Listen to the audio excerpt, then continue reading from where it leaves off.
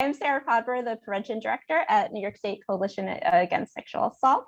Thank you all for joining us for today's webinar, Urbanization, Government Tactics of Cultural Genocide and Trauma, presented by the Seven Dancers Coalition, specifically Phil Preston, who we are very grateful to have with us today.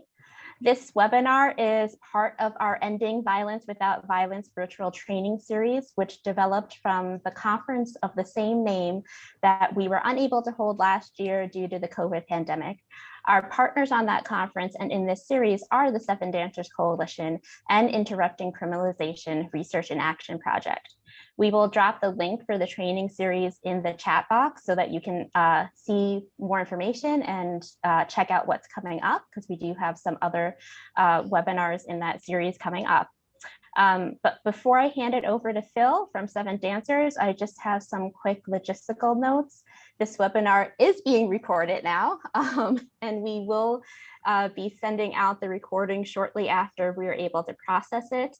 Live captioning is in English is available. To turn on the subtitles or view the live transcript, you can click on live transcript at the bottom of your screen and select either subtitles or full transcript.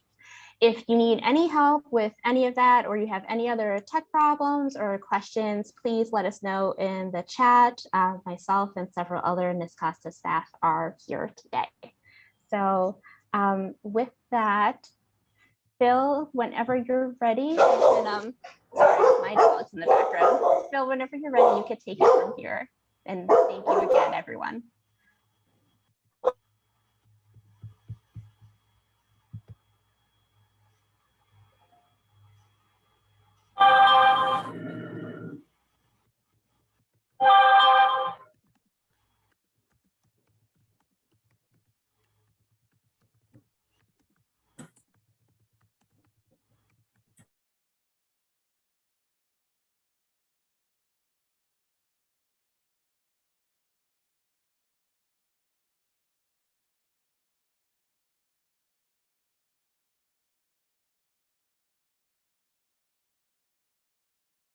Phil just needs another moment.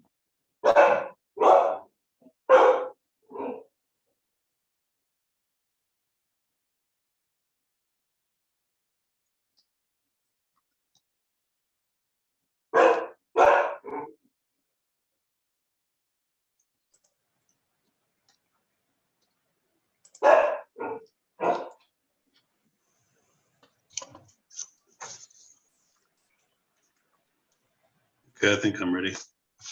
All right, thanks, Phil. Sure. Hi, everybody. I'm Phil Preston from Seven Dancers Coalition. My title is Communication Specialist. That's vague for what I actually do. I handle social media, website editing, graphic design, things like that, and of course a little bit of education. Also an advocate and trained sexual assault response advocate as well for men. Let's see. I'm going to begin sharing my presentation here. Bear with me for a moment while I get started.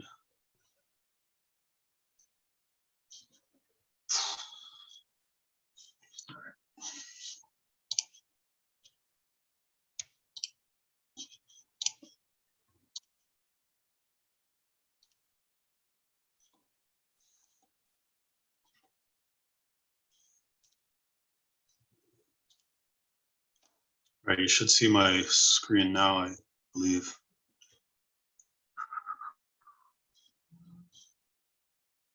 All right.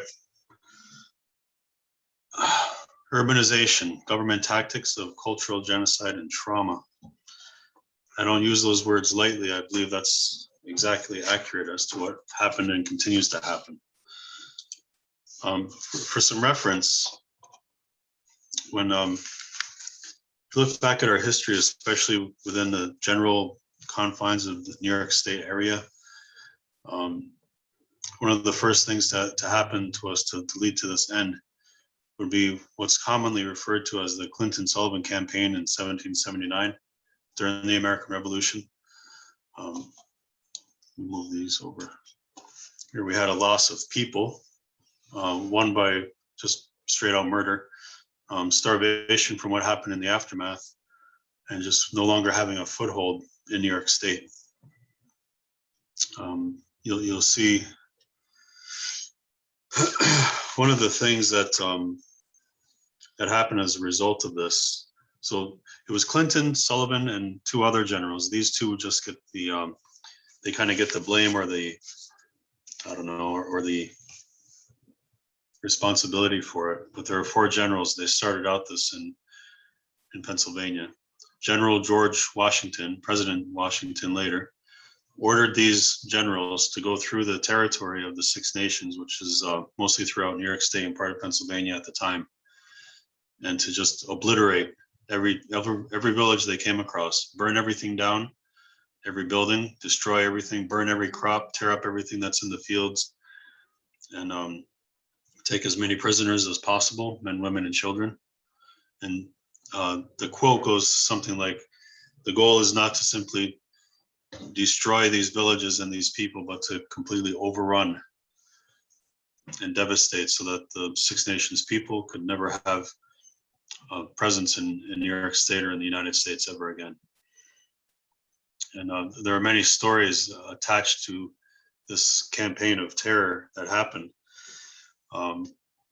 There's a lot of stories of survival that our people still have in our memory, in our living memory.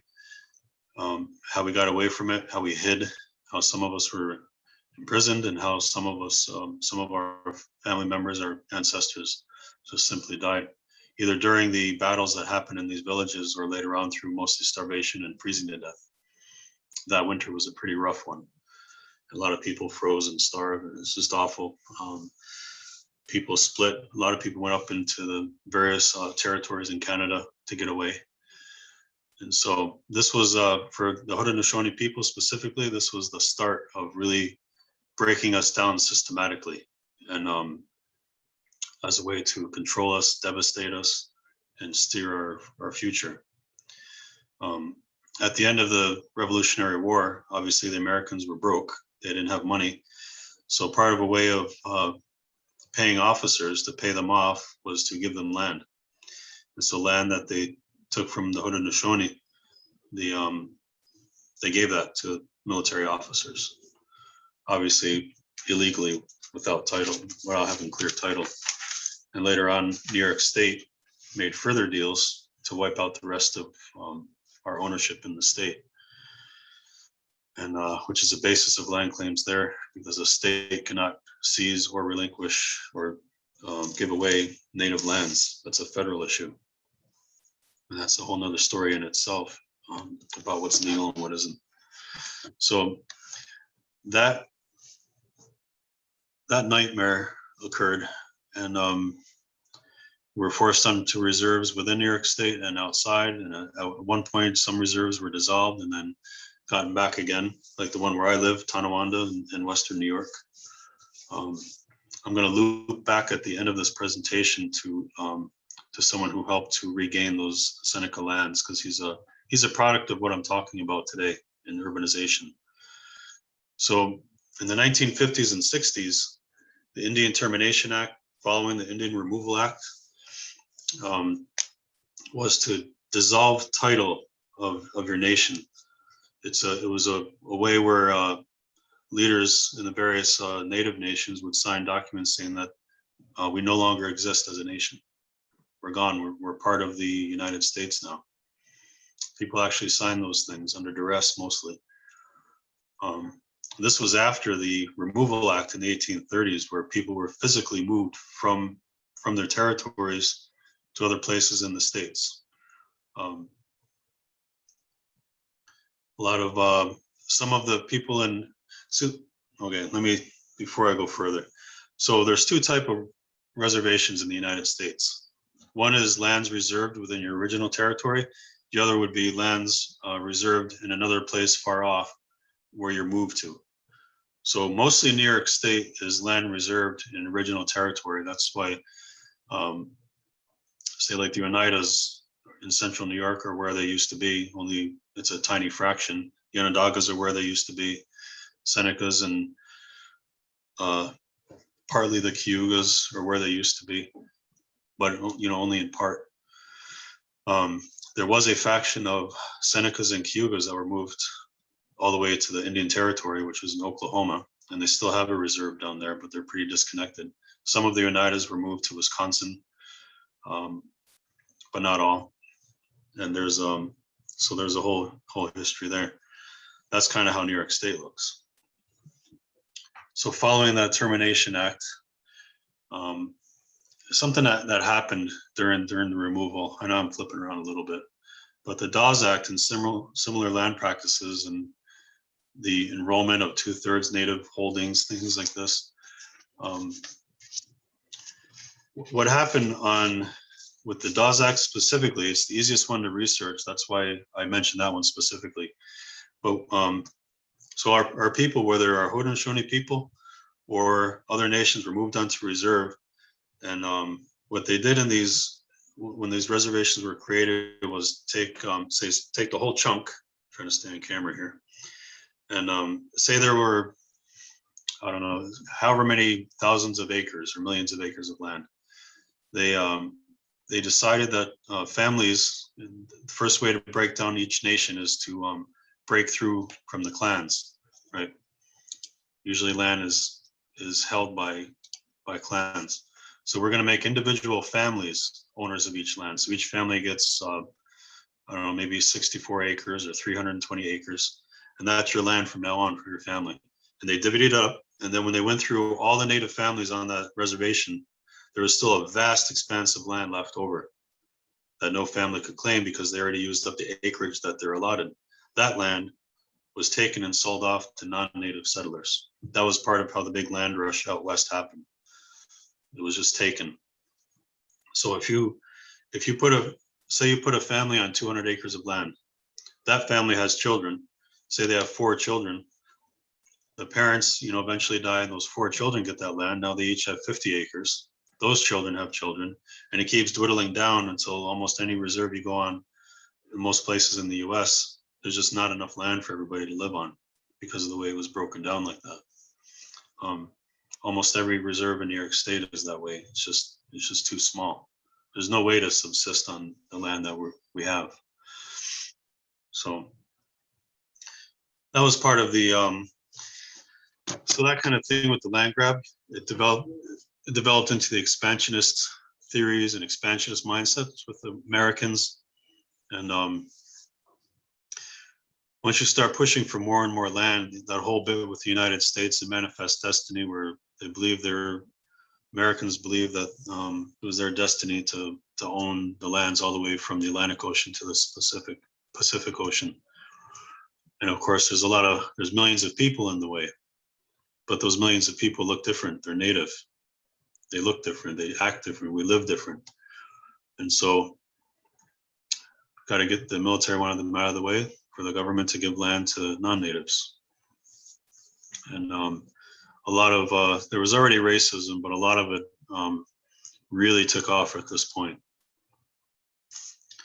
because now there's wars happening, the big Indian wars. So if these Indians are killing Americans, now it's easy to hate Native people because we're murderers, right? But really, we're just trying to hold on to our land. It's a different type of horror that happens in war when you're taking over land, and when it's not military against military. If somebody came to attack my ancestors, I'm defending my family, my kids, my wife, everybody, my nieces and nephews, from this government coming in, this army coming in to destroy us and take our home. It's very personal. It's different than military wars. So moving on from the creation of the reservation system, we get to the heart of what I wanted to talk about today, what this presentation is really about, is the urbanization programs that happen in the United States. It also happened in Canada. Canada is a complete reflection of everything that happened in the United States with Indian policy and the rest. Reservation systems, it's all the same. So the 40s and 50s in the United States, 1940s and 50s, there's a lot of negative economic development and push to terminate Native nations. Lots of military enlistment, people going away to work, Native people. A lot of people joined the military. A lot of people traveled for, like, say, ironwork and things like that. There's a reason that happened, which we'll get into in another few slides down. But between 1950 and 1970, the BIA, the Bureau of Indian Affairs, urbanization programs began, and 100,000 people roughly were pushed into the cities. Of a total population of Native peoples estimated of 343,410 in 1910 was the last census. So a third of our people were pushed into the cities. These days, today, they say about 60 to 70% of all Native people in the United States live in urban areas, live off reserve, whether small towns or in the cities. So these programs made a lot of promises. They promised that when you get to, we're going to move you to the city, we're going to pay for that to happen. Say we're sending you to Chicago. And when you get there, there'll be an office that you go to, and the people in that office will help you find a place to live. There'll be some money to get started, to pay your startup bills and to get going, and we'll help you find a job. We'll provide job training. What would happen, the move to the cities often was paid for. So a whole family was sent, several families from a community. They weren't all sent to the same cities. They were split up often. Well, they get to that city, there was no office, or if there was nobody there, and there was no job training. There was no money to help with the startup bills. None of those things that were promised were there. There was no education. Now you're stuck. You didn't have money to move to the city. That's why they paid for it. And now you have no money to get back home to your reserve where you're from. So you would think, or in my thinking anyway, this would cause a lot of failure in these families to be able to stay there, but many actually did stay. They found a way. Native people are resilient. We find a way. And so people got jobs. Everybody knows how to work, learn the English language if they didn't already. And in most cases, I think it's the percentage is 70% stayed there, or it might be more like 80%. And they just made it work. They stayed in the cities. Now, a lot happens when you move Native, back then when we moved Native people into the cities. Those families, those parents, they're going to raise their kids in schools. Those kids are going to go to school with non-Native kids mostly. And so for most communities, for most families, this is possibly the first time they saw white people, but probably not. For most of them, it was definitely the first time they saw Black people or anything other than Black or white. Asian people, it was the first time they've seen any of that. So it was massive culture shock just in talking to people, for what people look like, the language they speak, being in a city, having to buy everything. Now those kids grow up, and in schools they're taught contradicting histories to what they know from their families, but there's no way to fight it. They kind of just have to suck it up, and live. Even if their families are saying that's not how the history went. The kids have to learn what they have to learn. And a lot of families were really brainwashed into thinking that the only way to create a future for my family, to be able to support ourselves, is these kids have to learn this language, have to learn how to live in these cities, and this is how we're going to be from now on.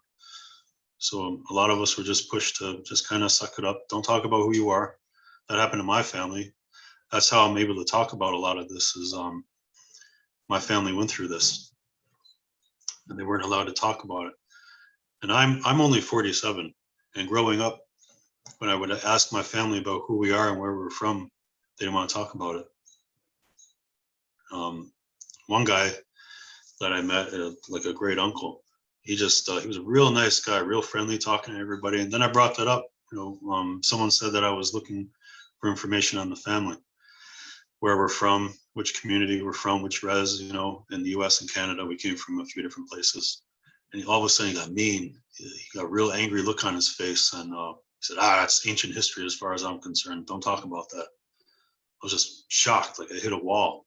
And that happened with a lot of relatives. And I found out this was a pretty common reaction with a lot of families.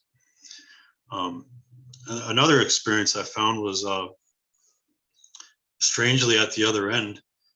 I met a guy who grew up in Rochester. Another Mohawk grew up in Rochester with his mother. I'm not sure the story of his siblings or his father, but he was visiting with some of us, and he spoke Mohawk fluently, and so did his mother.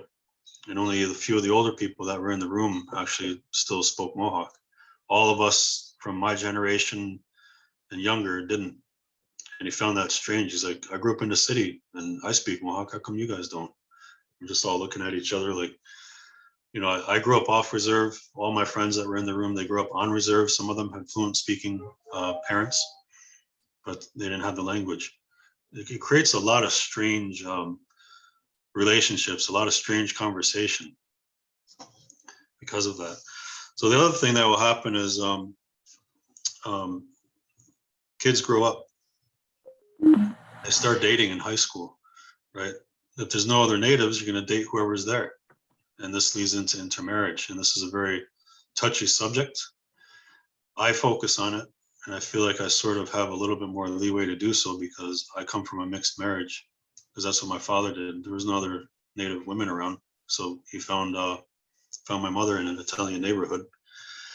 And he tried to pretend he was Italian to fit in, because like a lot of them they all had dark hair, right? And some of them had a little bit darker skin. So he tried to fit in there, and that's where he met my mother. And that's how I grew up. I grew up mixed like that. And when I was a little kid, it didn't seem to matter. But as I got older, it did, especially once I began to identify with who I am. And I know that this type of story is pretty common. There's a lot of us that are mixed in it. It's a difficult way to grow up, to live, to decide at some point which side of my family do I kind of want to, which identity do I want to side with. And I love both sides of my family. I just happen to favor, I guess, my father's ethnicity and that way of life. You know, eventually I grew up and I found my way to Longhouse, and that's my belief system, has been for a long time. I married a Tonawanda Seneca. My kids go to Longhouse. They have their names. They have their clan. Obviously, with my mother being non-native, I don't have a clan. And so that's something that a lot of people who grew up off reserve or grew up through mixed marriages deal with. And that's something that these urbanizations pushed, is they encourage you actually to intermarry, so you can more easily fit in with the dominant culture, become more American. I'm not good at really laying some of this stuff out softly, because it is what it is, you know, in my opinion, my way of seeing it. There's still great pride in who we are. There's nothing wrong with being mixed. There's nothing wrong with being full blood. There's no right or wrong way to live. We're all human. But when you do mix, there creates problems later on, most especially if you're native and you're traditional. There's issues. When my wife and I married, we couldn't get married in the Longhouse. And that was, just talking about it is kind of hurtful and kind of devastating.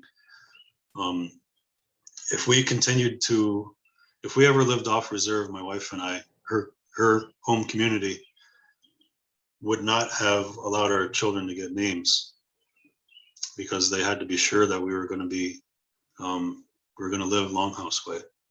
So I have two older stepchildren. They're not allowed to have names yet, because they're still waiting to see what kind of life they're going to choose for themselves. Not every community is that way. Some communities you can have your name right from the start, if you're mixed, if you're not, if you know, whatever you want to do. But this community is that way. But my boys are lucky. My two boys that I have, that, you know, they have their names. We raised them Longhouse, so that kind of worked out. So some families don't do that. Once the intermarriage starts, they continue on intermarrying until that family line is that native family line is gone. That's what the United States wants. And when I mention this, whoever might be listening, if you are mixed in any way, whether native or some other way, I don't say this to be hurtful, but there are things that think of a better word for consequence, but there are consequences for making certain decisions. It'll have an impact on your children, grandchildren, great grandchildren. So I don't mean to hurt anybody with any of those things, because I've put people in tears before for speaking about these things. I definitely don't intend to, but I do need to make it clear that this was complete government programming. This is what they wanted. They wanted us to just disperse and intermarry and disappear. So moving on, the urbanization program really was successful due to the residential school program, which is, it's in the news lately because of the 215 kids whose graves they found at the Kamloops Reserve in the western part of Canada, a mass grave. I want you to think to yourself, how many of you went to a elementary school where there was a cemetery outside, which every so often one of your schoolmates found themselves inside of, dying? None of the kids I went to elementary school off reserve died and were buried outside, not one. And all the kids that I knew that went to boarding schools, there was a few in my neighborhood. They never talked about there being cemeteries. But every residential school in the US and Canada has some type of cemetery. Every single one. And since this came out a week or two ago on the Kamloops Reserve, and that residential school, they've begun, there's another school that was in the news. They began with ground penetrating radar to look for cemeteries around that one. And now this is starting to happen. So watch the news, watch, you're probably only going to find it through social media. Well, they're going to start to reveal in these residential schools more and more cemeteries. Every single one had them. So in order to explain this a little better, what happened at these residential schools, how they started, I'm going to show a video, but also I'm going to read this document that I'm putting into the chat, which is right here, file, my computer, desktop. Find it.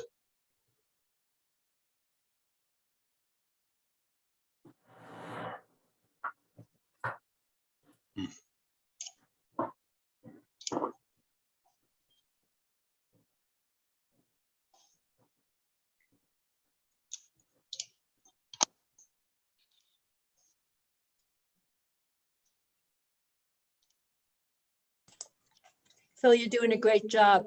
And maybe you can drag it from that screen to the chat. I don't know.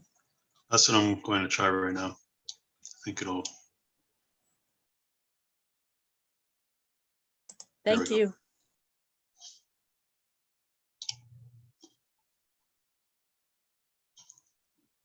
All right, it's about 600 words. I'm not sure if I should read it to everyone, if you want to just read it on your own.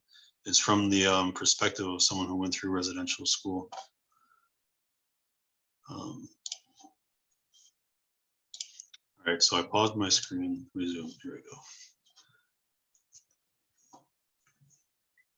go. Whoever can, I don't know, Sarah or somebody answer that for me. Should I read it, or can we just let everyone open and download for themselves? I think we could let everyone open and download it for themselves, unless there's maybe parts of it, Bill, I don't know, that you wanna particularly read. Not really. I just want everyone to read it, and it's just we'll send it out also when we send out the follow-up for the webinar. It's just about a page and a quarter. Go ahead and everyone, and who's ever here, and read it real quick.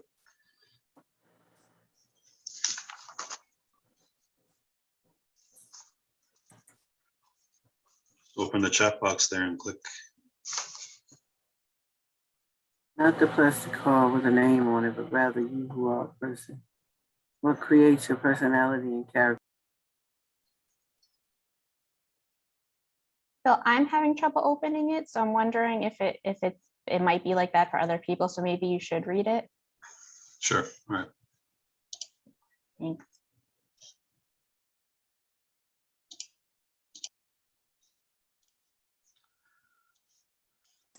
It'll be more accessible for you to read it anyway. Thank you.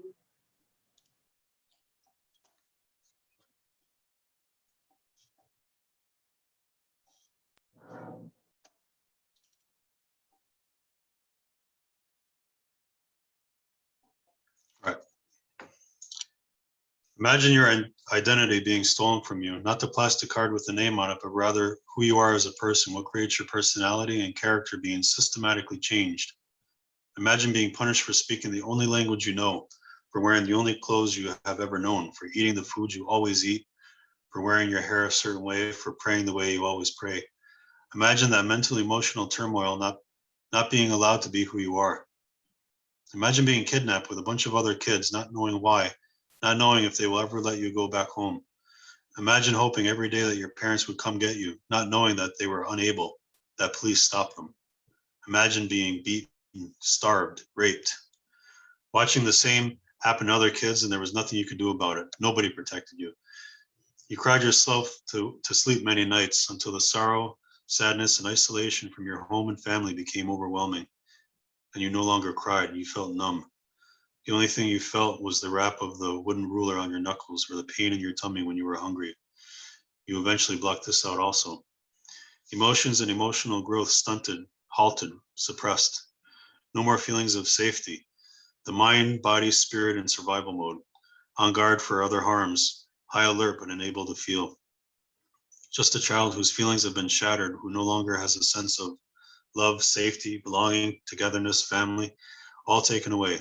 The world has turned into a dangerous place where it once felt safe, comforting, loving, fun.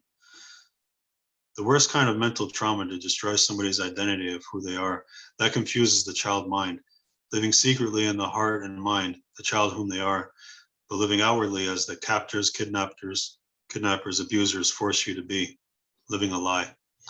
And then imagine when you turn 16, your captors open the door, shove you out with no place to go. Survival mode continues. Then imagine you have to live in two worlds at the same time with conflicting personalities within. Imagine wanting to wear your hair a certain way, but the flashback of the punishment of doing so prevents you. You hear the damaging words in your head.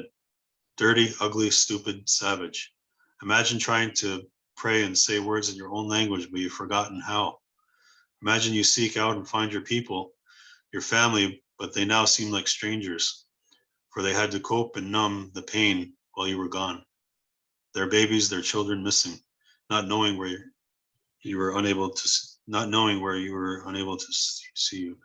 Crying sorrows tears turn to numbness. To survive the loss, like grief, like a death, year after year, wondering if you're okay. Hearing stories from others, bad, truthful stories of abuse in the places they kidnapped the children to, feeling helpless, and then two numb humans meet again, parent and child, feeling like strangers, wanting so badly to connect, but it feels so strange.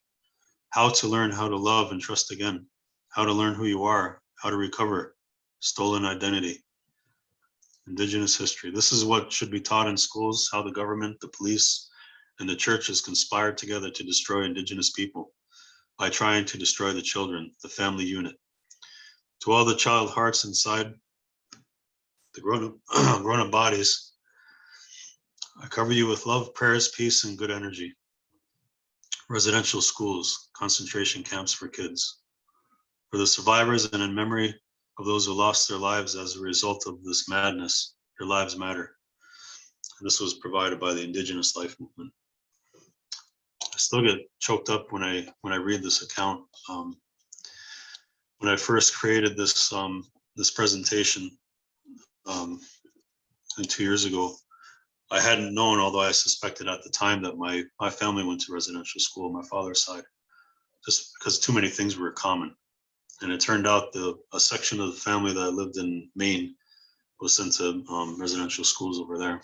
And so this residential school syndrome is part of who I am as well these days. So I'm going to start a movie. This film, if you haven't seen it, is called Unseen Tears, the Native American Boarding School Experience. It was created by the by NACS, the Native American Community Services in Western New York, Buffalo.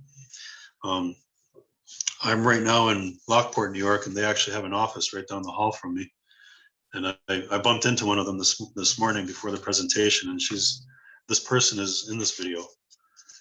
And so what you see here, the people who are talking while this video was made, I think 15 years ago, is very relevant today.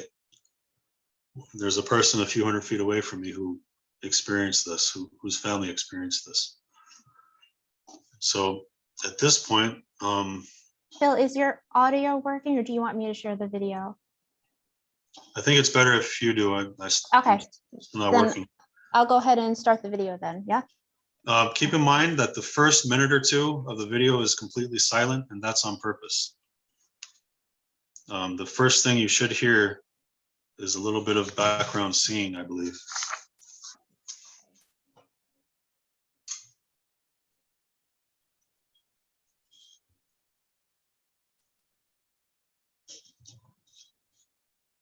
Is this where do I stop my share? Do I pause it? Can you see my screen? Can folks let me know if can folks see the screen? I'm seeing some thumbs up.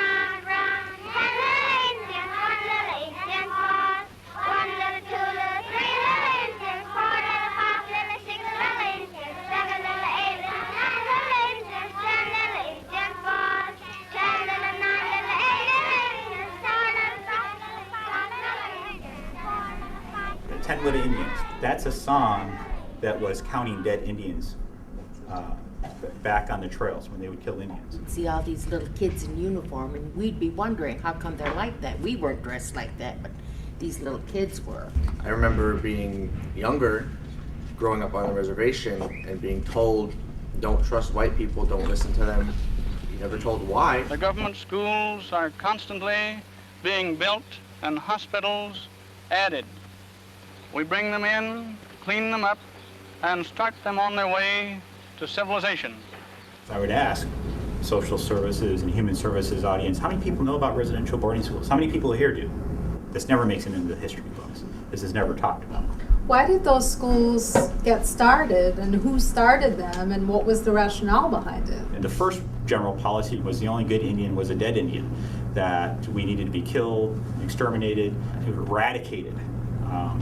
Once they realized that's a little bit more difficult to do, is to have mass genocide of a population, the policies changed from killing to killing the Indian and saving the man. There's a General Pratt who was well famous and documented for using those words to kill the Indian and save the man, and that we are subhuman and that our ways are savage and we need to be civilized. Well, in the governments in Canada and the United States followed that policy up until the 1980s in one form or another. There is a boarding school far, far away where we get mush and milk 3 times a day. Oh, how the huskies run when they hear their dinner bell.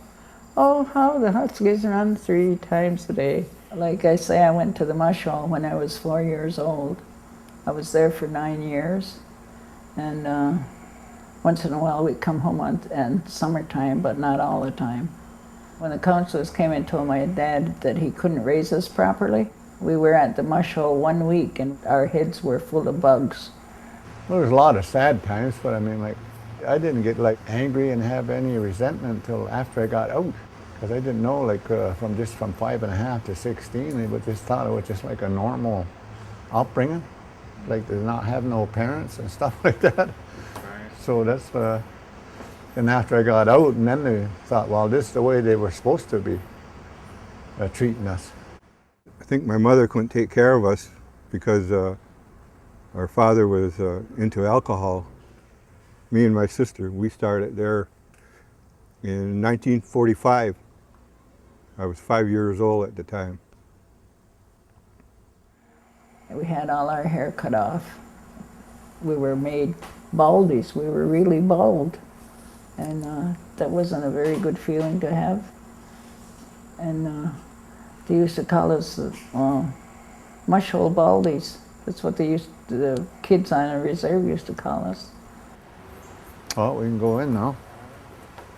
I mean, this is going to take like all day, eh? Dude.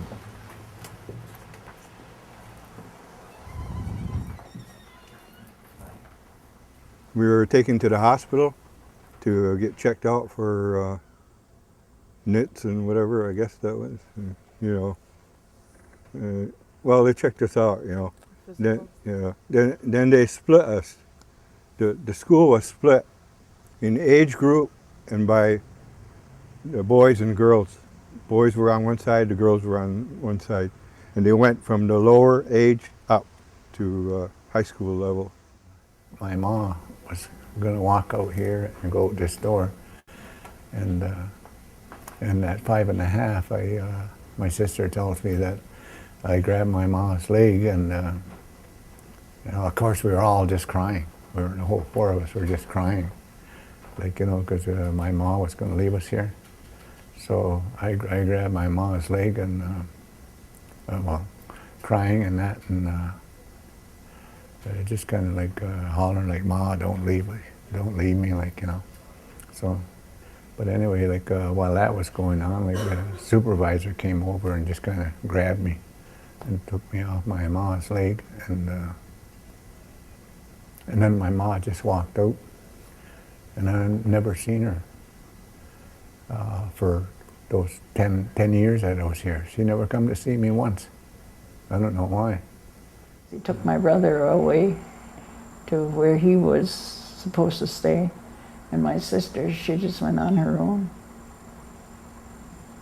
I was with most of the 4 and 5 year olds. We didn't go to school because we were too young. Yet, through the agencies of the government, they are being rapidly brought from their state of comparative savagery and barbarism to one of civilization. When we used our language, at that young age too, you know, we were just learning. So they used to wash our mouth out with soap. They would take the whole bunch of us and march us to the shower, coal shower, and they'd throw us in there and beat us along the way. And that was a routine thing, I guess, I don't know. But that taught us, you know. They'd throw us in this dark press room where they kept all our Sunday go-to-meeting clothes, and they'd throw Rosemary and I in there and tell us the rats were going to get us. But I didn't know then why I was being thrown in there, and I used to wonder, what did I do? And I would cry, and Rosemary would cry, and we cried and cried for hours in there, not knowing why we were in there. And they'd take us out. And when I did get to learn a little bit of English, I knew then they were throwing us in there because we wouldn't speak English. And I must have been stubborn right from the day I was born, because I thought to myself, I'll never speak English either. You want me to speak English? I won't speak English. So I didn't speak at all for 2 whole years. because I figured if I spoke Indian, I'd get a licking. And if I spoke English, then it would be against everything that I stood for. And so I didn't speak at all. But today they all speak English, and some have taken business courses, home economics, and other higher training. Took us into another room down there, and maybe down in the playroom, we took all our clothes off and we put the clothes of the school on. Yeah, and they give us a number. So my number was like 48, and my brother was 36. My family was the state-run institute, and the nickname for the Thomas Indian School is Salem. And Salem was derived from asylum. And you know what an asylum is? It's for crazy people. So we were thought of as being crazy, I guess. They were just considered bad people, bad children, but they weren't bad children, okay? They were placed there for so many different reasons, but not because of any kind of delinquency on their part. But that is not how they were treated. We went from washing up in the morning, and they marched us to the chow hall where we ate.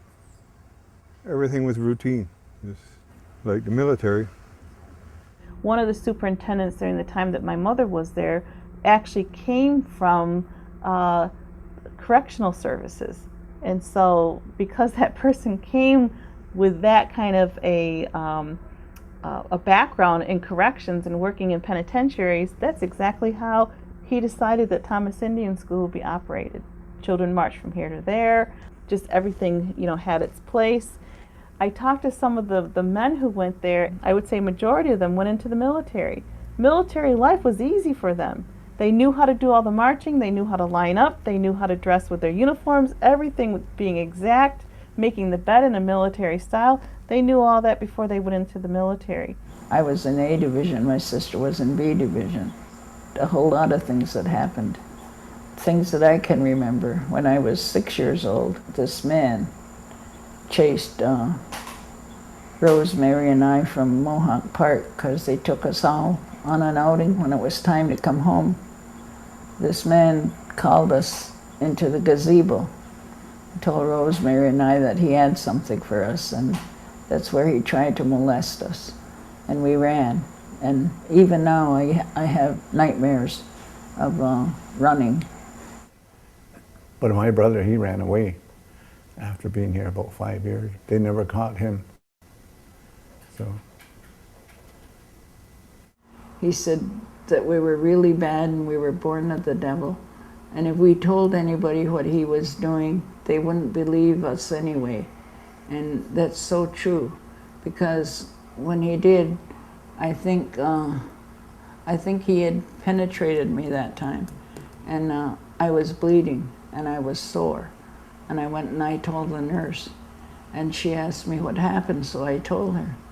And she gave me a strapping, a real good strapping. And she told me, don't you ever speak about him like that again. She said, he would never do anything like that to you. So there I was again, getting another licking. And like now when I think about all the things that happened, I said, you're damned if you did and damned if you didn't, no matter which way you got a licking. And it just wasn't, just wasn't right. And I remember this person telling me that any of the boys in his particular dormitory floor who were not circumcised yet at that point, without being told, were marched over to the infirmary, and if they weren't circumcised by then, they were circumcised, and if they didn't have their tonsils out by then, they had their tonsils removed. And I just couldn't imagine from his story how this could take place, number one. And number two, back in those times, in the late 40s and early 50s, they didn't have air conditioning like we had. And just the whole trauma of that personal invasion. We were always having a physical. And then, like I said, if you had a hangnail, you had to go see the doctor. And if you got caught sitting on the ground or holding hands with the boy, you had to go see the doctor.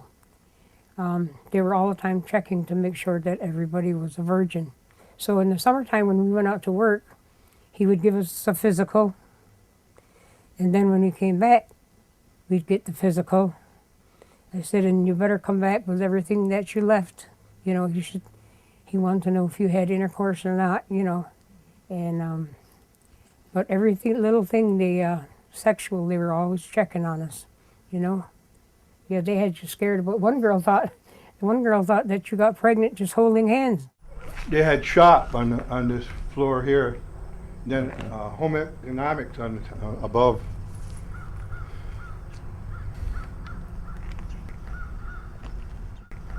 Yeah, so I had my tonsils out, and I can remember trying to fool them. They used to put us to sleep with the ether. So they put a mask over us, and we'd be tied down. And they'd pour that ether over our nose, right like this, and wait a while. And you would have to inhale that, you know. And then they'd put some more on there again, until you actually fell asleep from the ether. And then they'd take your tonsils out. And there's the hospital over there, if you want to get up closer. Yeah, I spent a year in that building, the hospital. And then we always laughed about, there was a head in there he had in a bottle. We'd show everybody that got admitted to the hospital. You want to see the head in there? It was in a jar that he'd saved. Appendix too were saved. He had them in a little bottle. So you want your appendix back? You know, they save those. Just kept getting one thing right after the other. I had infection in my ear, then I had whooping cough, mumps, measles, you name it, I had it. And I had no help with my schoolwork. I ended up failing.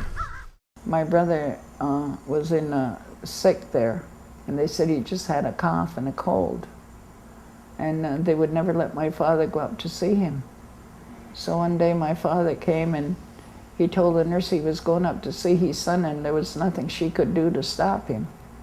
And she said that she would call the principal, and he told her, call the principal. He pushed her out of the way and he went up. He says when he got up there, the stench was so bad he couldn't even hardly breathe. And he went in and there was my brother. The principal came running up after him, telling him to leave, and he told the principal, he said, if you don't want to go down those stairs, he said, you better leave. He says, and you better call the ambulance. So they called an ambulance, and the ambulance came. My brother was in Brantford General Hospital for 6 months. He had pleurisy, and he was there for 6 months. Then he was transferred to Lady Wellington Hospital in Oswego for 3 more months. When he came out of the hospital, he was so weak he couldn't even hold a pencil. And he just never ever really got better. He died an alcoholic. What we see and the people we work with, there is multi-generational alcoholism in a lot of the families that we've worked with. And we do genealogy charts usually with the family to find out who their family is and what their resources they might have. And we do find that some of the parents or grandparents that they had were in boarding schools. I would like to share with you part of my childhood and the effects boarding school has had on me. My father attended the Thomas Indian School. My grandfather went to Carlisle. My mother and father were both in a boarding school, and my father was married before he married my mother, so he had 2 children, and they were sent away to boarding school. So I might say 2 generations there were in boarding school. My mother went to Thomas Indian School, and my father was at Carlisle, which was in Pennsylvania. We all found the one that men sit together.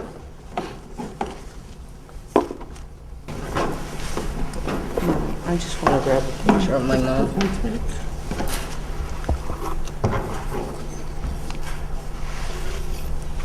She had an Indian name, and the name that she had was to be a faith keeper's name. When she came out of that school, she couldn't speak a lick of Seneca.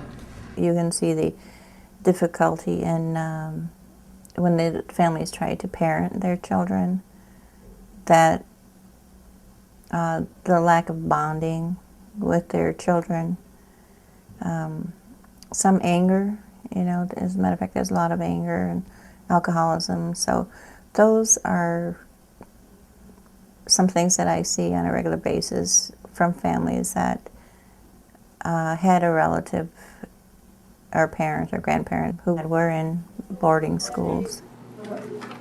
I was ready for bed. Mom made Daddy get me up. I thought I was already ready for school. Okay, got me up and cut all my hair up to above, right below my ear. She cut about that much. That was the last time I was allowed long hair. That's abuse.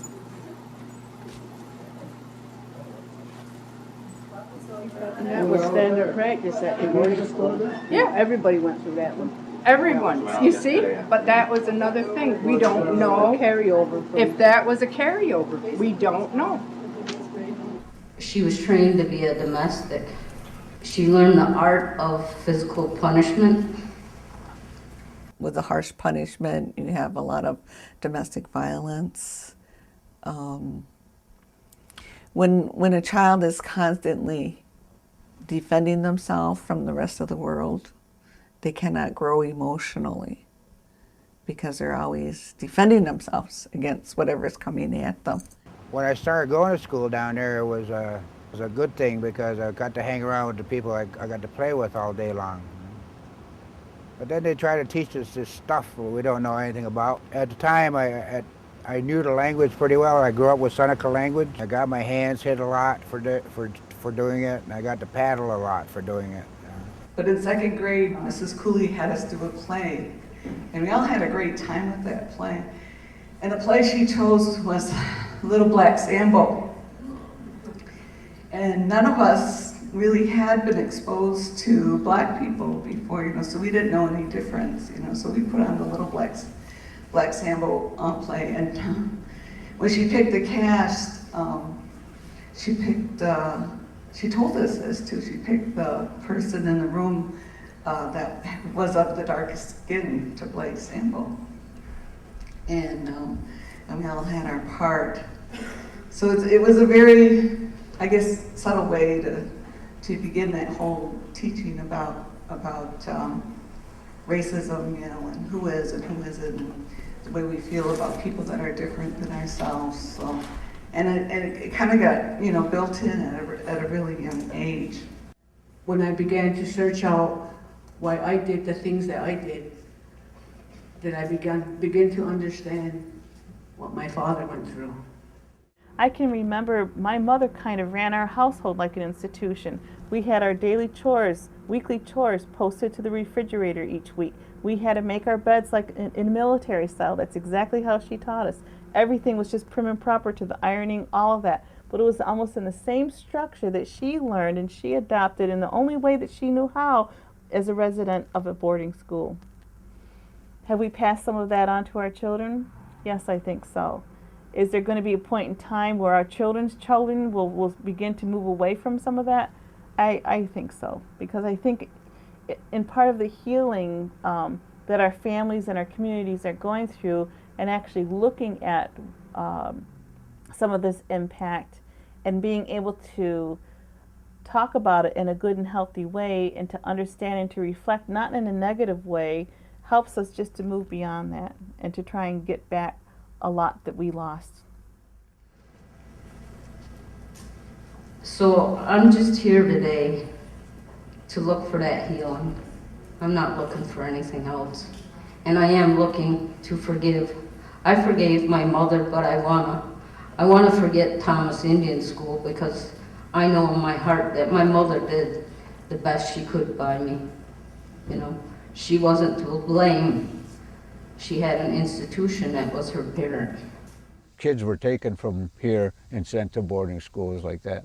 When they would take young children, I'd say 5, 6 years old, and send them. That's hard on a child. They changed their way of life, you'd say, by doing that.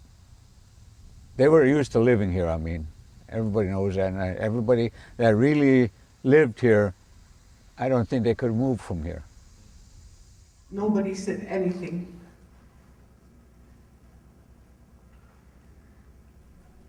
But I come down here so I can talk about my father, because I'm proud of him. I'm proud of the life that he led, and that he did the best he could with me and my sister and my brother. How long will it take us to really get back the whole idea of what a family is? What you know, father, mother, son, daughter. What does that bond mean? And not only just that, but even extending out to your extended family. Because these children, even if they didn't have parents, if they were truly orphaned, or if they had parents who truly couldn't take care of them, what happened to the extended family? That was also cut. You know, that's the point of it. We were only Native people. So, you know, yeah, so they let that stuff go. So it would take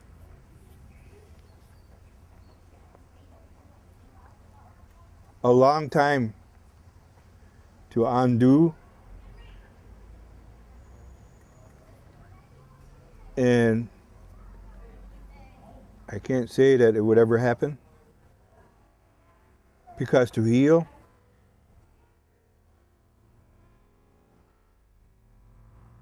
the apology from the government that allowed this to happen, I would say would never apologize.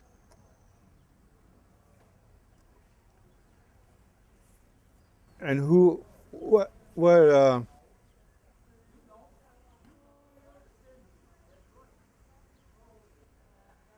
good would a hollow apology be?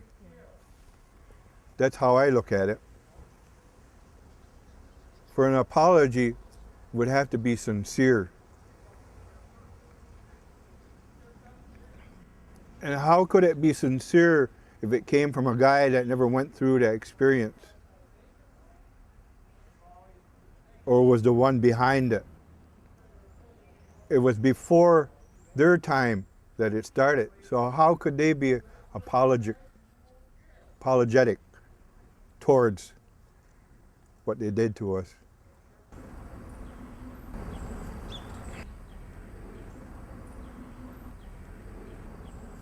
Hearing what he suffered through was a tough pill to swallow. I mean, he was a 5-year-old boy, a little boy. Imagine your 5-year-old being taken away from you. Or you at 5 years old being taken away from your mother. I mean, how would you feel? I couldn't imagine being taken away from my mom and dad at 5 years old. I would have never let it happen. I would have fought.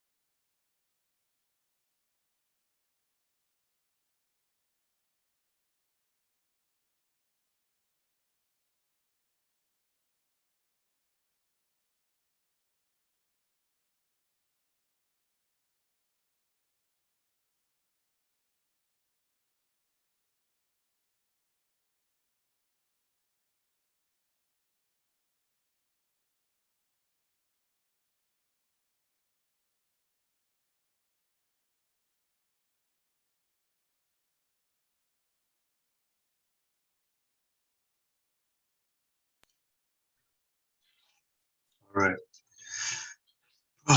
That's let's see. You guys see my screen? Okay. So that I like to share that video. It's readily available and it gives a pretty broad picture of what the residential school experience was like. And the school that was mentioned, Thomas Indian School, that's just hour down the road from where I am right now. The buildings are still there. They're converted into office buildings, and for the in Cattaraugus for the Seneca government there. I've been in there for meetings, just my job, and it's creepy. There's it really feels like the only explanation would be that some of the kids who died there, their spirits are still hanging around. A lot of people have seen things in there. It's right nearby. The it's hard talking about residential schools because to present the subject, for a lot of people, it's new information. If you're not Native, even for a lot of Native families, we're not taught about it, and it doesn't always feel real that that those buildings are still around, that it happened. I know a lot of people that went to Thomas Indian School, from reserves right here in Western New York to Alcoholism, where my wife and I just moved from. People went to Thomas Indian School. That's in living memory. I think the last, it's strange I don't have that date with me, but the last boarding school in the US, I believe, was closed in 1996. And in Canada, I think was 2008. So it's recent. It's not ancient history. It was a very long tradition. So the caption here you can read for yourselves. So now, how do you one deal with, say you have to help another Native person going through something, difficulties at their job, family problems, whatever it is, without understanding the residential school experience. That trauma that we hold is, like it states here, is in our DNA. It's in our ancestral memory. It's real, it's in our families. So we carry that with us. And I think the next DSM for psychiatric care, was it the DSM 6, I think now would be, or 7? They're considering adding into it the residential school syndrome, specifically adding that in and ways to treat that, I guess. But it's pervasive. It's this experience is part of everything that we do. The way we deal with each other, the way I am as a father, as an uncle, as a brother, and as a son. It's a part of everything. And like was stated here, when kids come out of here and growing up, it was much easier to go into the military or to go away to work. And my father's side of the family, actually both sides of my family are military. My father was a career veteran, Vietnam veteran.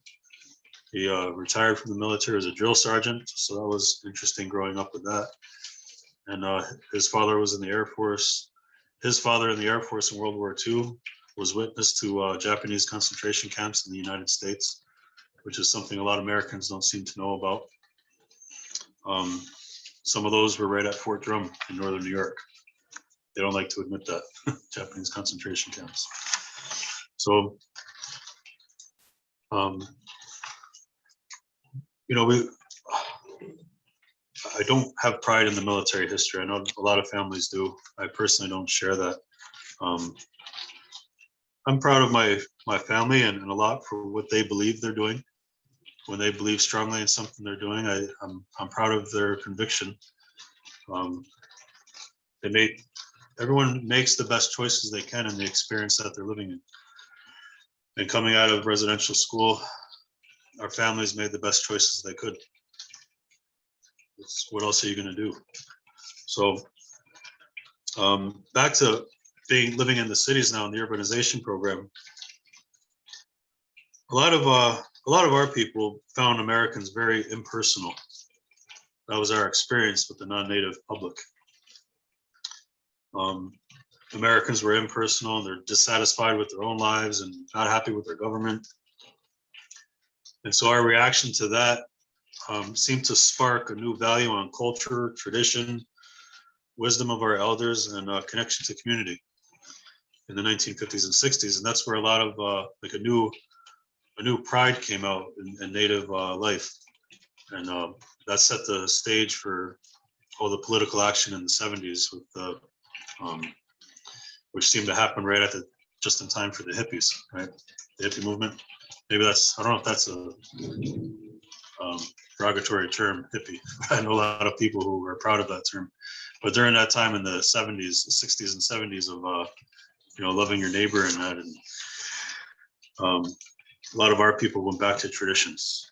A lot of people in this that were now stuck in cities wanted that connection, and they'd sometimes visit their reservations they come from, sometimes not. But what come out of this is kind of a pan-Indian culture, we call it, where everybody who's native across the U.S., Canada, we all have a few certain things in common. If we can all talk about an eagle feather and what that is and why that's important, because we all share that one belief. We all share a belief of community. That's why the what came to be known as the powwow thing, whether it's a traditional powwow or commercial, became something that we could all grab onto and go there and be with each other. And so we all kind of grab onto that, and it created this pan-Indian culture. And you'll see that if you, I don't know, in a lot of cities, a lot of Native people seek out each other and try to, we just try to form some sort of bond that we wouldn't otherwise have. So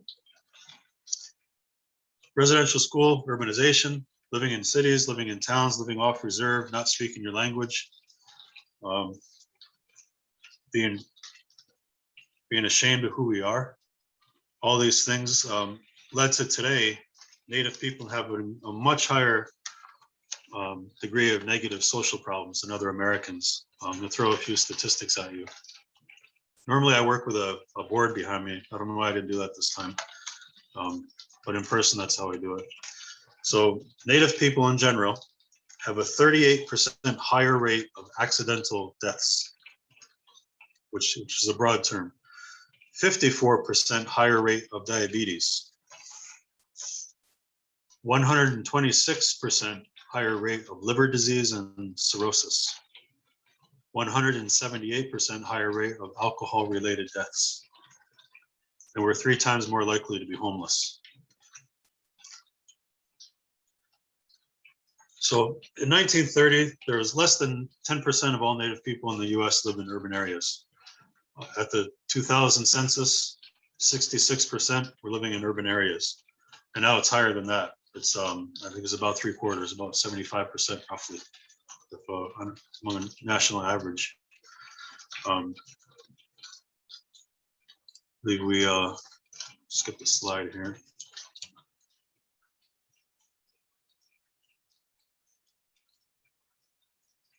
So, there's a statistic for you. I thought I eliminated that slide. There you go.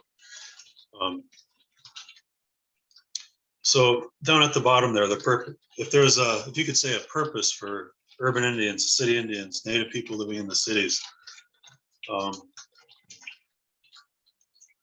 people who are living in those environments serve as a presence in American life and a political force. A lot of people I know that live in urban areas will go into schools and teach. They'll go into government and teach. Some will run for public office. There have been Native senators, Native other congressional representatives, local government representatives. A lot of grassroots efforts are headed by our people who live in cities, who have a hand in government, who are maybe better educated, or live as lawyers, doctors, and things like that. Work in legal offices. And so we can help in that way. People living in the cities. By cities, I mean off reserve, off res. It could be a small town. Like till last year, we lived in Akron, which is a tiny town 5 minutes off reserve out of Tonawanda. So we'd be considered off res city Indians, little tiny Akron. Anyway, my last slide here. Circling back to Eli Parker, I mentioned him earlier. He was born, I believe, the early 1800s. He went to school and learned to be an engineer. He's from the Tonawanda Res, where I live now. And he grew up with traditional longhouse parents, but they sent him to a Baptist school to get a white education, they call it. And so he learned, and he went to different schools and was really treated poorly for his broken English and who he was. And so he went on in school, he went on to college, and he perfected English, and he spoke a few different forms of English. I'm not really sure what that means. We had a broad understanding of it, and he was able to speak with very little accent. He was a general in the Civil War. He drafted the surrender papers for Robert E. Lee to sign. He was General Grant's secretary at the time, so he drafted the papers. He was present when all of that happened. And so he used his career, his education. He was able to actually help his community. There was a time when Tonawanda lost all of its land to the land companies, and Eli Parker, being educated, was able to negotiate getting the small tract back that Tonawanda has today. And there's a plaque where he was born off the current reserve, which used to be part of the reserve lands. And on the map, it would be, I guess, Basom, New York, B-A-S-O-M. And the house where he used to live in, it's just all in ruins. It's basically the foundation is on the res today. On one of the roads, I've been there, there's not much left of it. So he was able to go off and be educated and use that education. But living that way, living off reserve, it took him to different parts of the country. It put him in the Civil War. It kind of took him away. And then later on, he married a non-native. And so that's part of his family line. So it's sort of like, that was some of the beginnings of urbanization, even when there wasn't a program. It was send our kids off to be educated in the non-native way. But what consequence will that have? So these days, in our communities, we send our kids to college. I kind of hope my kids go to college, but if that's not the path for them, if they want to maybe go into a career where they can actually get paid sooner and learn a trade, there's a trend going that way. But we have our own schools. Most communities have their own schools, and we can handle that education ourselves. I was a teacher for a while. I can homeschool my kids if I had to. So I went to college, and I don't mind just literally calling out this professor I had, Dean Snow. He wrote a few books. He was my teacher at SUNY Albany, one of my professors. Got along pretty good with him for a while till I got halfway through one of his courses on Iroquois archaeology and anthropology. I was pretty sure I would do really well. And I took his course. Of course, in there we had to read his book. We had to buy his book. I did pretty well. I was a pretty good student anyway, but I did pretty well in his class. The second half of that semester, we didn't get as many of our papers back. And at the very end, everybody looks for their grades for the end of the semester, and I got a D in that class. Or no, I got an F, failed it. And I was used to getting like 85s to 100% on all my tests and quizzes and things like that in my papers. And I freaked out. I'm like, whoa, how did I fail this class? So I looked through all the papers that I had. I'm like, it doesn't make sense. It's got to be a clerical error. It has to be. So I called him up. He was in his office, and I said, Dr. Snow, I seem to have failed your class. I don't understand. I did pretty well. And he said, well, what do you mean? He goes, it looks like you have failing grades here toward the end of the course, and you failed. So that can't be true. He said, well, what papers do you have? Let's see what you have. Maybe I did make a mistake. So I went through all the papers that he had handed back to us. And he had to physically change on his end what the grades were. He goes, okay, that was an A, that was a B. He goes, I don't know why I have Fs for a lot of these. Okay. He goes, well, what else do you have? I said, well, that's everything you gave back to us. So he goes, well, that's only enough to give you a D. You'll pass, but you'll have a D. I said, that's not good enough. I said, I need to come in and talk with you about this and find the other papers. He said, well, you better hurry up because I'm leaving tomorrow for Penn State University. And I was young and stupid. I think I was 19 and I didn't know what I was doing. I was just pissed off and I couldn't get there by the next day. I didn't have a car or something. And I had to accept the D in the class. And so I don't mind calling him out for all of that. I know other archaeologists. I have worked with him in the past in Mohawk Valley, and they all agreed he had kind of shoddy archaeology. I don't want to personally really kind of call down his professionalism and his career as far as the work he did, but I sort of do because I feel like he discriminated against me and gave me a failing grade unjustifiably. And I believe the reason he did that is because I argued with him in his class. I kept it pretty civil, but he said some pretty outlandish things about our culture, which were just very strange, where he would get those things from. And I knew them not to be true. And I spoke up about it in class. And he basically just dismissed me. And I think this was his payback. And so you don't have to believe my story. You don't have to, really have that kind of opinion on it. And I give that story to, because a lot of us have these stories. We still go through this in academia. These things happen still. A lot of people are denied PhDs, and there's a lot of things that happen professionally that still go on when you challenge what is the dominant authority. It's like I shouldn't have to challenge a non-native about what I believe I know about my culture and allow that person to disseminate that information that's incorrect. My classmates appreciated the things I had to say, and they tried to talk to me about it, but to no effect. Anyway, so my family legacy, I know I personalize a lot of these things, but this is who I am. And any of us that are Native, this is who we are. We're all affected by the residential school experience. We all are affected by the urbanization programs. There's very few of us who, our entire family is still on reserve, grew up on reserve, stayed there, every branch. Almost all of us, maybe all of us, have a connection to the residential schools and to the urbanization programs. And we're doing the best we can today. So what we would do now is decide what's best for our future. As a parent, I make the best decisions I can.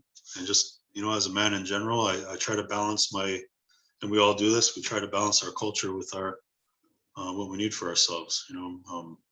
We all need to drive cars and build homes and continue on.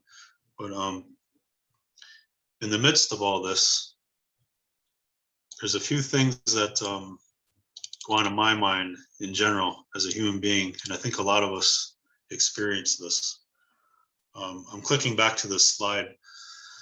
I didn't show it before, it's a little out of order, but this is a timeline history of the various European nations that claim portions of North America over time and how it changed. And it's just an animation on repeat, but this is our experience, having to have different European nations, non-natives, telling us who owns our land, who's ruling us, who's determining our future. And in my mind, this pulses through all of us in the back of our heads all the time. All of these things of who owns us, who owns our land, who's ruling us now, who's telling us we're not good enough to determine our own lives. And if the same thing happens here in the dispossession of the United States. The red is native land. I like that it's in red. That's why I chose this one, because I think about it in terms of blood and DNA. It was all native land, all native held. And over time, through the reservation system, this is how it shrunk. And I believe that inside of each of us, this history is always playing in the back of our minds. As Native people, it's always playing in the back of our minds. there's nowhere I can go in North America where it wasn't Native people living there, where it wasn't stolen. There's nowhere. Regardless of the treaties and the promises made, there was not a single U.S. treaty that has been upheld, not a single one in its entirety. So I believe these things are always playing in the back of our minds. If it's always rattling back there, land loss, culture loss, family being murdered, disappeared, that stuff is always kicking around back there. While I'm trying to do my job, while I'm trying to be a father, while I'm trying to cook dinner, while I'm trying to speak to you guys here today, and not come from a place of anger and hate, but a place of maybe education and growth, which is my hope. But these things are always back there kicking. After showing that film earlier, some days I can just watch it, and some days I'm affected. So, you know, I don't mind sharing that I had, when I was off camera, I was able to shed a tear or two, you know, talking about some of these things. That's how it is. But this really completes the presentation I want to make to you guys today. I appreciate you listening. This is a point where if anybody had a question or a comment on some of the material covered, I'd be happy to answer anything if I can, or just listen to your comments. So I'll give you an opportunity now.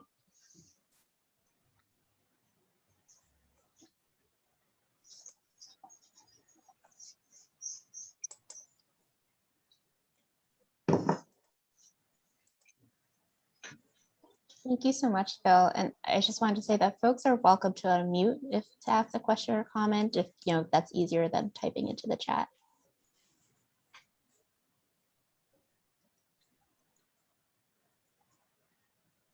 Phil, I really want to thank you for sharing the film. I know that it's always hard to share that film. I remember when we watched it together at the cultural safety training that y'all hosted up at Alcoholism, and when we asked you if this was something you might be willing to do in this casa for our folks, I remember the silence, the moment of silence after that question, because it is such a deep feeling film. And as a non-native person, it breaks my heart. And I have difficulty being on camera. So I can imagine like just doing this for time after time for folks to educate people. I so appreciate your willingness. I know it's not easy, and I just want to thank you from the bottom of my heart. Thank you, Chris. It can be challenging sometimes. It's a tough week with the Kamloops situation. That's why I'm wearing orange today on purpose, just I guess in honor of them. It's all fresh. It's stirring up a lot this week.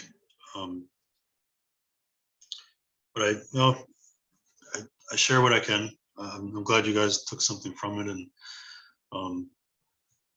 even if you're not native, it has an effect, right?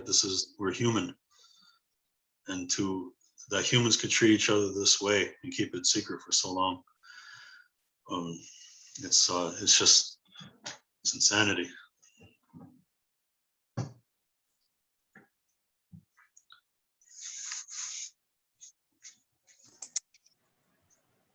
You're getting a lot of praise in the chat. Oh yeah. Hey Phil, Sego. Hey Pray, how's it going? Good. I just wanna say Nyango, thank you, great big gratitude for again bringing light to this, because for too long it was just not talked about, and like you said, even our own people couldn't discuss this without because there was too much pain involved. With the film and with what happened with them discovering the bodies of our children, our relatives, I see it as opening up a whole new world of courage, because up to that point, I've learned a lot about what happened to us in our history and everything, and there was a denial in my mind about the extreme and the horrible how it really ended up being. There was a denial in my mind, and when I finally seen that when they discovered the 215 children, that denial is blown away. There's no way that I can live my life the way I used to live, like as if I was in a cloud. I see everything as the way it is now. And like you said, I don't come from a place of hate and anger. There is hate and anger in there, but I don't come from that place because I don't want to continue that cycle. So a lot of our people have become more aware now because of these children. I believe that they chose the time that they were going to be discovered. They chose this time because the world is ready to hear their message and to change the way we treat people. Just because we're different, I believe the world is ready for this giant change where we all live equal. Donato, Phil, go. No, great. I appreciate what you're saying. You always put a lot of feeling in there, and kind of gets me right there. That's a good perspective on it. That they chose this time. I'm gonna think about that some more.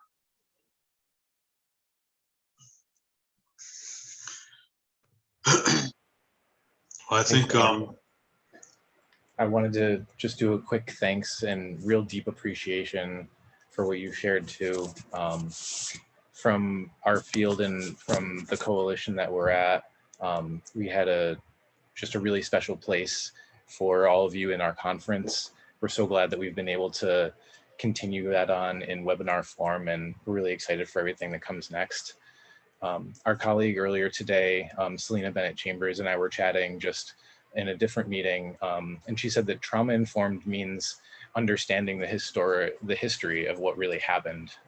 It's a phrase that we use a lot in our work, and this is a piece that is just so needed to be understood and to have more time for it all. So again, just a lot of appreciation and just excellent stuff that you all are doing. I know it's difficult work to do, and it's part of why it's also important. So just deep, deep thanks and appreciation to all of y'all at Seven Dancers.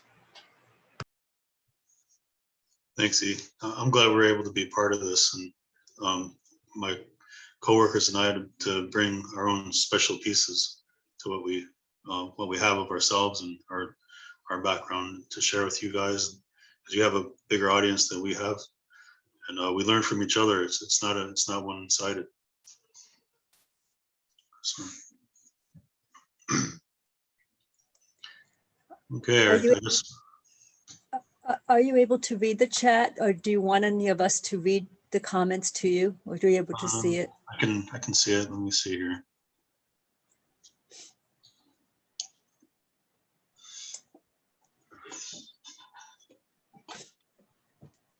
Oh wow, there's a lot in here.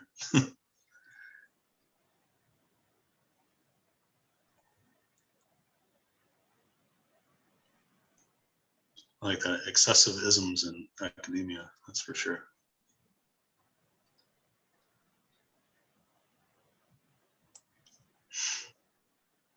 Yeah, any of these points I hit on, and any of these could be a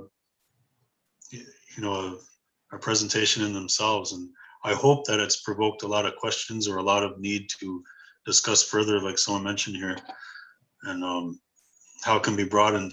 And what I also hope is that for non-native participants in what we did today, if you look into your own history, some of you, some of us come from other types of experiences that are similar, and we might be able to find some sort of parallel healing or another way to look at things. Certainly the native experience is unique, but it's a way of learning from each other for sure.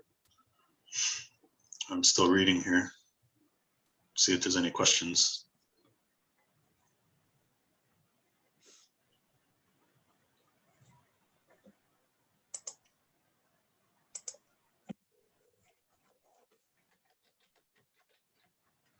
I appreciate all the love shared in the chats there, you guys. There's no questions there really, so there's nothing to comment on. Well, lots to think about, and I appreciate the gratitude and the feelings you guys shared. I think that I guess that completes everything I needed to share today, and yes, I'll stick around after we finish. So I'll stop sharing my screen here.